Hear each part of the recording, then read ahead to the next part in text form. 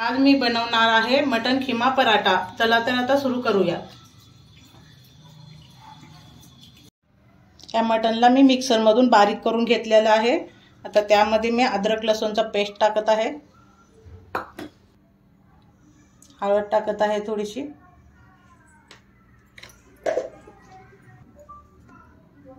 अर्धा चम्मच नमक, त्याला मिक्स करून घ्यायचं आहे।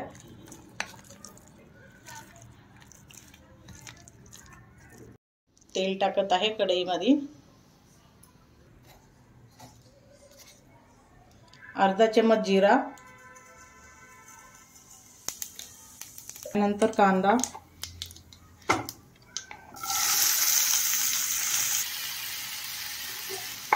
थोडासा कढीपत्ता आणि कांद्याची पात आहे ते,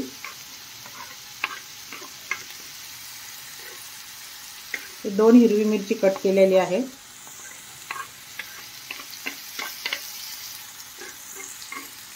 आता टमाटर टाकत आहे,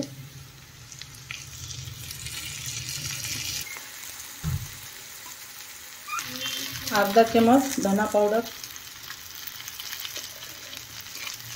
1 चम्मच गरम मसाला पावडर, 1 चम्मच लाल तिखट,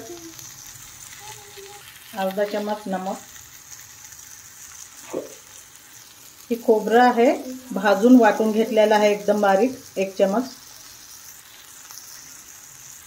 ही कांदा भाजून एकदम बारीक वाटून घेतलेला आहे, ती 1 चम्मच। हे आता मटण टाकून घ्यायचं आहे, त्यात 1 कप पाणी घालून घ्यायचं आहे, 10 मिनिट त्याला शिजवून घ्यायचं आहे। खिमा आपल्याला आता शिजलेला आहे,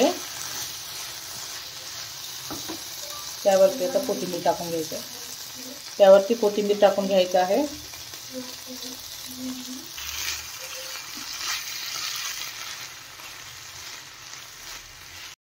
गव्हाचं पीठ मळून घेतलेलं आहे, आता पराठा लाटूया। असं बनवायचं। खिमा थंड झाल्यानंतर असं चमचनं यामध्ये भरून घ्यायचं।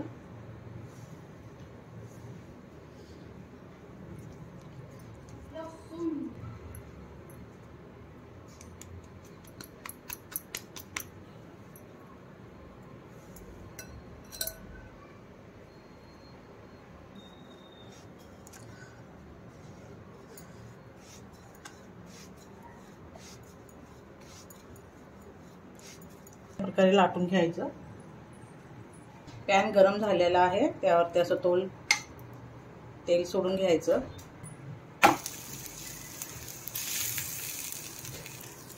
आता उलट्या साईडनं पलटी करून घ्यायचं।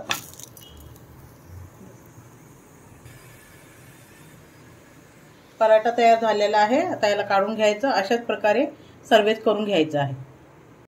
मटन खिमा पराठा रेडी आहे। अशा प्रकारे तुम्ही करून एक वेळेस नक्कीच पहा। आवडले असेल तर लाईक करा, शेअर करा, कमेंट करा।